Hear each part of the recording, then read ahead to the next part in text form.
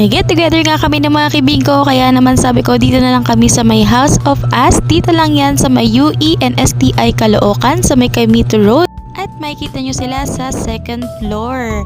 Ayan. So may free wifi dito guys. Pagpasok nyo, super clean, super aesthetic, at meron pang mirror selfie. Super mawag din guys.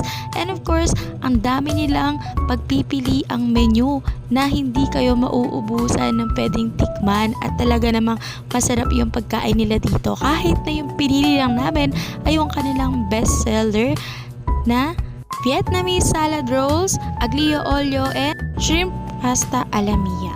Din ang kanilang sagot gulaman at yung kanilang milk tea na dark chocolate.